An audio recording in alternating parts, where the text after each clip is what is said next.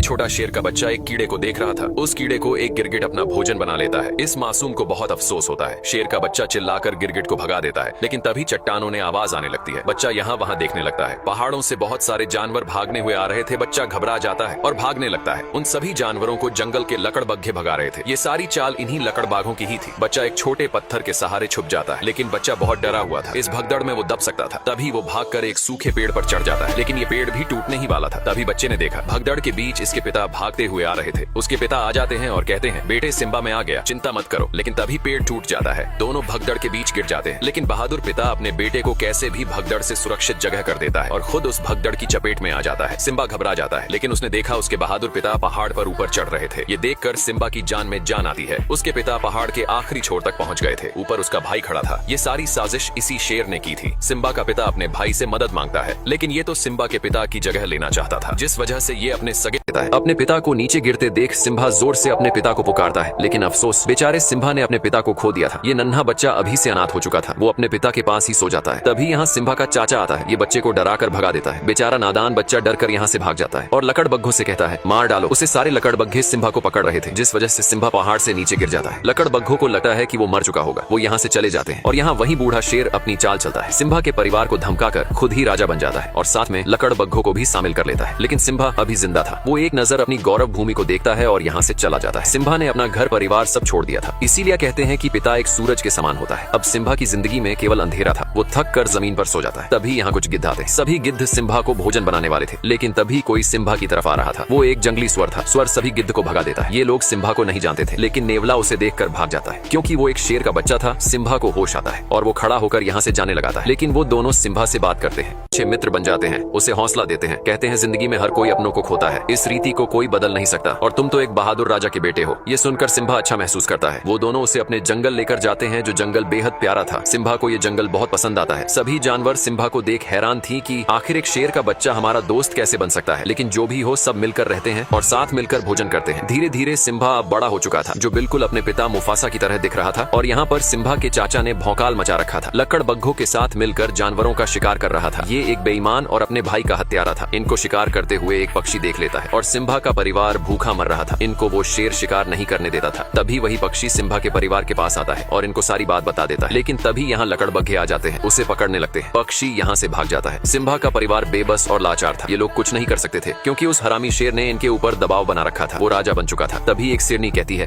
हमें कुछ करना होगा। हमें हाथ पे हाथ रखकर नहीं बैठे रहना चाहिए। इसकी हिफाजत करनी चाहिए। समय बहुत बलवान होता है। लेकिन नाला शेर से युद्ध करने को कहती है। तभी इनके पास लकड़बग्घा आता है और कहता है, महाराज तुमको बुला रहे हैं। सिम्बा की माँ उस बूढ़े शेर के पास जाती है। बूढ़ा शेर अपने शिकार को खा रहा था और कहता है, कौन सी योजना बना रहा है तुम्हारा डरपोक परिवार। सिम्बा की माँ कहती है, तुम हद से ज्यादा शिकार कर रहे हो। शेर कहता है, शिकार नहीं करेंगे तो भूखे मर जाएंगे। हमारा काम ही है किसी को मार कर अपनी भूख मिटाने। सिम्बा की माँ कहती है, इस तरह शिकार नहीं किया जाता जिस तरह तुम कर रहे हो। शेर कहता है, तुमने मुझे ठुकरा कर मुफासा को चुना था, अब तो वो डरपोक भी मर चुका है। सिम्बा की माँ कहती है, वो डरपोक नहीं, एक बहादुर और ताकतवर राजा थे। तभी शेर गुस्से से कहता है, आज के बाद पहले लकड़बग्घे भोजन खाएंगे और उसका बचा हुआ तुम और तुम्हारा परिवार खाएगा। सभी लकड़बग्घे खाने के लिए टूट पड़ते हैं और यहाँ सिम्बा को दिखाया जाता है, जो पूरी तरह से बदल चुका था। इसे अपने परिवार की याद तक नहीं आ रही थी। वो भूल गया था सब। लेकिन रात के समय सिम्बा अपने बहादुर पिता को याद करके बहुत उदास था। सिम्बा का बाल उड़कर एक नदी में गिरी जाता है। उस बाल को एक चिड़िया उठा लेती है और अपने घोंसले में ले जाती है, लेकिन दूसरी चिड़िया उस बाल को फेंक देती है। अब सिम्बा के बाल को एक चिड़िया उठा लेती है और अपने घोंसले में लेकर जाती है, लेकिन दूसरी चिड़िया जानती थी ये घास नहीं बल्कि किसी जानवर का बाल है, जिस वजह से चिड़िया सिम्बा के बाल को फेंक देती है। वो बाल बबूल के पेड़ पर गिरता है। जिराफ बबूल के पत्तों के साथ सिम्बा के बाल को भी खा लेता है। अब एक कीड़े को दिखाया जाता है, जो जिराफ के मल को ढकेल कर ले जा रहा था, लेकिन जिराफ का मल लुढ़क कर टूट जाता है और सिम्बा का बाल उड़कर दूर चला जाता है, जहाँ बहुत सारी चींटियां थी। एक चींटी बाल को उठाकर ले जाने लगती है। तभी एक बंदर चींटी के पास उस बाल को देख लेता है। बंदर ने पहचान लिया था कि ये सिम्बा का ही बाल है और सिम्बा अभी जिंदा है। ये संदेश एक खुशी का संदेश था। बंदर खुश था, क्योंकि इनका राजा फिर से गौरव भूमि पर राज करेगा। और यहाँ सिम्बा के दोस्त पर एक शेर हमला कर रहा था। इनके जंगल में एक शेर घुस चुका था। सिम्बा का दोस्त अपनी जान बचाकर भाग रहा था। वो शेर का शिकार होने ही वाला था। तभी सिम्बा उस शेर को दबोच लेता है। दोनों ही एक दूसरे से कम नहीं थे, लेकिन दूसरा शेर सिम्बा को दबोच लेता है। सिम्बा उसे नाला कह के पुकारता है। दोनों एक दूसरे को जानते थे। ये नाला सिम्बा की बचपन की दोस्त थी। नाला सिम्बा को जिंदा देखकर बहुत खुश होती है, क्योंकि नाला को सिम्बा मिल गया था और सिम्बा को उसका प्यार। अब सिम्बा और नाला इतने दिनों के बाद एक दूसरे को देखकर बहुत खुश थे। नाला सिम्बा का बचपन का प्यार था। सिम्बा कहता है, नाला, इस जंगल में तुम्हें बहुत अच्छा लगेगा, यहाँ सुकून है। नाला कहती है, सिम्बा, तुम्हें अपने घर चलना होगा, उस बूढ़े शेर ने हमारी गौरव भूमि बर्बाद कर दी है, तुम हमारे राजा हो, सब तुम्हें देखकर बहुत खुश होंगे। सिम्बा कहता है, मुझे कहीं नहीं जाना, मेरा यही घर है, तुम भी यही रुक जाओ, इस जगह तुम्हें बहुत अच्छा लगेगा। सिम्बा नाला को पूरा सुंदर जंगल घुमाता है, दोनों बहुत मस्ती करते हैं। ये जगह नाला को बहुत पसंद आती है क्योंकि इस जंगल में सचमुच सुकून था। दोनों इस पल को जी भर के जीते हैं। तभी नाला कहती है, सिम्बा, अगर तुम जिंदा थे तो तुम घर क्यों नहीं आए? उस बूढ़े शेर ने पूरी गौरव भूमि तबाह कर दी है, हमें कई दिन भूखे भी सोना पड़ता है। लेकिन सिम्बा कहता है, मुझे इससे कोई मतलब नहीं है, अब यही मेरा घर है, मैं इसे छोड़कर नहीं जा सकता। सिम्बा बहुत बदल चुका था, वो भूल चुका था अपने लोगों को। नाला कहती है, कैसे शेर हो तुम, तुम्हारे पिता और तुम में जमीन आसमान का फर्क है, तुम एक कायर हो, डरपोक हो। इतना बोलकर नाला यहाँ से चली जाती है। अब सिम्बा रात के समय जंगल में उदास घूम रहा था। तभी वही बंदर सिम्बा के पास आता है और कहता है, सिम्बा, पहचानो खुद को कि तुम कौन हो। सिम्बा बंदर की बात को अनसुना कर अब सिम्बा अपने घर जाने से मना कर देता है क्योंकि सिम्बा का अब से यही घर था। नाला कहती है, सिम्बा, हमें तुमसे उम्मीद थी कि तुम हमारी और गौरव भूमि की रक्षा करोगे, लेकिन तुम तो डरपोक और बुजदिल निकले। इतना बोलकर नाला यहाँ से चली जाती है, लेकिन सिम्बा को कोई फर्क नहीं पड़ रहा था। अब सिम्बा उदास होकर जा रहा था। तभी इसे वही बंदर मिलता है। सिम्बा उस बंदर को नहीं जानता था, लेकिन बंदर सिम्बा और उसके पूरे परिवार को जानता था। बंदर सिम्बा के पास आकर कहता है, सिम्बा, पहचानो तुम कौन हो। लेकिन सिम्बा उसकी बातों को इग्नोर करके जा रहा था। तभी बंदर कहता है, मैंने मुफासा के बेटे को गोद में खिलाया है। इतना सुनते सिम्बा रुक जाता है और कहता है, तुम मेरे पिता को कैसे जानते हो? बंदर कहता है, तुम्हारे बहादुर पिता को कौन नहीं जानता, मैं तुम्हें तुम्हारे पिता से मिलवा सकता हूँ। सिम्बा बंदर के पीछे पीछे भाग रहा था। सिम्बा को लग रहा था कि उसके पिता जिंदा है, लेकिन बंदर सिम्बा को एक नदी के पास लाता है और कहता है, देखो अपने पिता को। सिम्बा पानी में अपने चेहरे में पिता का चेहरा देखता है। बंदर कहता है, तुम्हारे पिता तुम्हारे अंदर है। तभी सिम्बा को आसमान से आवाज आती है, वो इसके पिता थे। वो कहते हैं, बेटा सिम्बा, तुम एक शेर हो और शुरू से ही शेर जंगल का राजा रहा है। इतनी बातें सुनने के बाद सिम्बा में अपने पिता की ताकत और वो जोश महसूस हो रहा था और निकल पड़ता है। अब सिम्बा निकल पड़ता है अपनी उस पावन धरती की तरफ जिसने वर्षों पहले छोड़ दिया था। सिम्बा एक गहरी दहाड़ लगाता है, ये ऐलान करने के लिए कि अपने जंगल की रक्षा के लिए सिम्बा तैयार है। ये था सिम्बा का जुनून। सिम्बा के दोस्त उसे जाते हुए देख रहे थे। सिम्बा वर्षों बाद अपनी पावन धरती की तरफ जा रहा था, जिसके अंदर साहस और बल दोनों था। सिम्बा नाला के पास पहुंच गया था। दोनों निकल पड़ते हैं अपने घर की तरफ। भले ही इस कहानी में सिम्बा का पिता मुफासा नहीं था, लेकिन मुफासा का बेटा सिम्बा था, जो एक नई उम्मीद था। दोनों अपनी गौरव भूमि पहुंच जाते हैं, लेकिन सिम्बा अपनी गौरव भूमि को देखकर बिल्कुल भी खुश नहीं था। उसकी भूमि पूरी तरह से बंजर हो चुकी थी। बहुत सारे जानवर मारे गए थे। नाला कहती है, सिम्बा, अब क्या करोगे? सिम्बा कहता है, अपनी भूमि की रक्षा करूंगा, जो जिम्मेदारी मुझे मेरे पिता ने दी है। नाला कहती है, मैं भी इस लड़ाई में तुम्हारे साथ हूँ। तभी वही पक्षी सिम्बा के पास आता है, जो ये भी सिम्बा के परिवार का हिस्सा था। ये सिम्बा का तहे दिल से स्वागत करता है और कहता है, महाराज, वो दिन फिर से लौट आए हैं और सिम्बा के दोस्त भी इस लड़ाई में साथ खड़े रहने वाले थे। सिम्बा उनको वापस अपने जंगल लौटने को बोलता है, लेकिन वो दोनों कहते हैं, हम जब तक जिंदा है तब तक तुम्हारे साथ रहेंगे। इस युद्ध में सब सिम्बा के साथ खड़े थे। सिम्बा सभी को अपने साथ लेकर जाता है। आगे कुछ लकड़बग्घे कर रहे थे। सिम्बा लकड़बग्घों का ध्यान भटकाने के लिए अपने दोस्तों से कहता है। नेवला और सुअर उनका ध्यान भटका रहे थे। सभी लकड़बग्घे उन दोनों को पकड़ने लगते हैं। सिम्बा नाला के साथ दूसरे रास्ते निकल पड़ता है। वही बंदर सब कुछ देख रहा था। वो समय आ गया था। बंदर अपना हथियार निकालता है, जिसने वर्षों पहले मुफासा के मरने के बाद हथियार को छोड़ दिया था। बंदर भी इस लड़ाई में सिम्बा के साथ था और यहाँ बूढ़ा शेर सिम्बा की माँ को अपनी रानी बनाने की जिद कर रहा था और कहता है, इस पूरे जंगल में मुझसे ज्यादा ताकतवर कोई जानवर नहीं है। सिम्बा की माँ कहती है, ताकतवर राजा वही होता है जिसमें प्रजा की और अपने राज्य की फिक्र होती है। ये कहता है, मैं मुफासा से ज्यादा ताकतवर हूँ। सिम्बा की माँ कहती है, तुम मुफासा के आगे एक भीगी बिल्ली हो। तभी वो शेर गुस्से से सिम्बा की माँ पर हमला करने लगता है। इस शेर की नीयत खराब थी। जिसकी नीयत ही खराब हो, वो अपनी प्रजा की रक्षा कभी नहीं कर सकता है। तभी दहाड़ता हुआ सिम्बा यहाँ आता है। बूढ़ा शेर देखकर डर गया था। इसे लग रहा था कि वो मुफासा है। तभी सिम्बा कहता है, दूर रहो मेरी माँ से। सिम्बा की माँ वर्षों बाद सिम्बा को देखकर बहुत खुश होती है।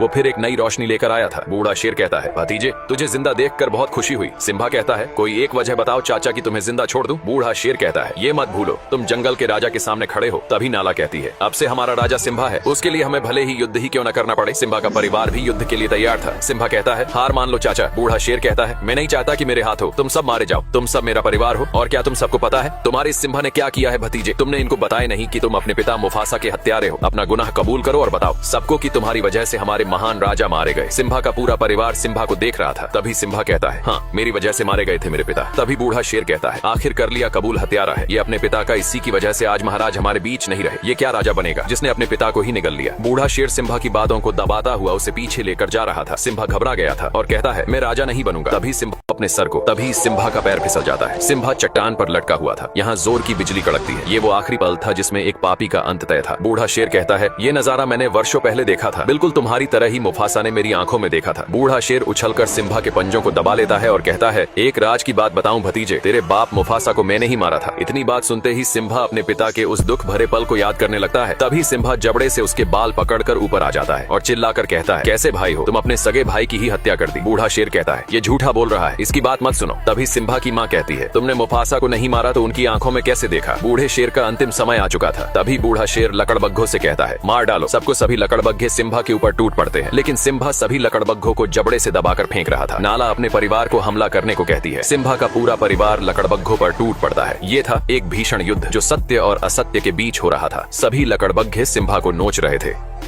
लगाव और सिम्बा के दोनों दोस्त भी इस लड़ाई में शामिल थे। इनको लकड़बग्घे चारों तरफ से घेर लेते हैं। जंगली स्वर हमेशा से लकड़बग्घों से डरता रहा है, लेकिन आज स्वर ने कमाल कर दिया था। स्वर दौड़ा दौड़ा कर सभी लकड़बग्घों मार रहा था। अब नाला का सामना लकड़बग्घों की सरदार से होता है। दोनों एक दूसरे के सामने थे, लेकिन नाला अब बड़ी हो चुकी थी। वो लकड़बग्घों की सरदार से भिड़ जाती है और वो बूढ़ा बंदर भी उस हथियार को मैदान में लेकर उतर जाता है। सभी लकड़बग्घों की नानी याद दिला रहा था। सिम्बा का परिवार और उसके दोस्त अपनी गौरव भूमि की रक्षा के लिए लड़ रहे थे। नाला भी लकड़बग्घों की सरदार को मार गिराती है। शुरू से ही सत्य की हमेशा जीत होती आई है। आज भी सत्य की ही जीत होने वाली थी। बूढ़े शेर का अंतिम समय आ चुका था, भर चुका था। इसके पाप का घड़ा सभी लकड़बग्घे मैदान छोड़कर भाग रहे थे। सिम्बा ने देखा बूढ़ा शेर भी यहाँ से भाग रहा था। सिम्बा अपने चाचा का पीछा करता है। बूढ़ा शेर चाह के भी खुद को बचा नहीं सकता था। उसके आगे खाई थी और पीछे सिम्बा खड़ा था। सिम्बा कहता है, अब कहा भाग कर जाओगे चाचा। बूढ़ा शेर कहता है, सिम्बा मुझे माफ कर दो। सिम्बा कहता है, इतनी बड़ी गलती के बाद तुम्हें कौन माफ करेगा। अब बूढ़े शेर की अंतिम घड़ी आ चुकी थी। आखिर एक न एक दिन पाप का घड़ा भर ही जाता है। बूढ़ा शेर कहता है, ये सब लकड़बग्घों की चाल थी। लकड़बग्घे बूढ़े शेर की बात सुन लेते हैं। बूढ़ा शेर सिम्बा से एक जिंदगी मांग रहा था। सिम्बा कहता है, पाप की कोई माफी नहीं होती। बूढ़ा शेर कहता है, सिम्बा तुम अपने सगे चाचा को मारोगे। सिम्बा कहता है, चाचा मैं तुम्हारी तरह बिल्कुल भी नहीं हूँ। बूढ़ा शेर ये सुनकर बहुत खुश होता है और कहता है, बताइए महाराज मुझे क्या करना होगा। सिम्बा कहता है, भाग जाओ इस पवित्र धरती से, दोबारा फिर कभी लौटा कर मत आना। बूढ़ा शेर यहाँ से जाने लगता है और तभी धोखे से सिम्बा पर हमला कर देता है। एक पापी को कितने भी नेकी के रास्ते ही क्यों न दिखाया जाए, वो फिर भी पाप के रास्ते पर ही चलता है। बूढ़ा शेर चट्टान ने नीचे गिर जाता है। सिम्बा को भी अपने चाचा के मरने का दुख था, लेकिन बूढ़ा शेर अभी जिंदा था। शायद इसकी मौत सिम्बा के हाथों नहीं बल्कि लकड़बग्घों के हाथों लिखी थी। बूढ़े शेर को सभी लकड़बग्घे घेर लेते हैं। बूढ़ा शेर कहता है, मेरे साथियों हम फिर से एक नया साम्राज्य खड़ा करेंगे। लकड़बग्घे कहते हैं, तू एक बिन पैनी का लौटा है, हमने तेरा हमेशा साथ दिया और तूने हमें ही गलत ठहराया। बूढ़ा शेर कहता है, मैंने सिम्बा से झूठ बोला था। तभी एक लकड़बग्घा कहता है, स्कार तूने अपना जिंदगी में कभी सच बोला ही नहीं। लकड़बग्घों की आंखें खुल चुकी थी।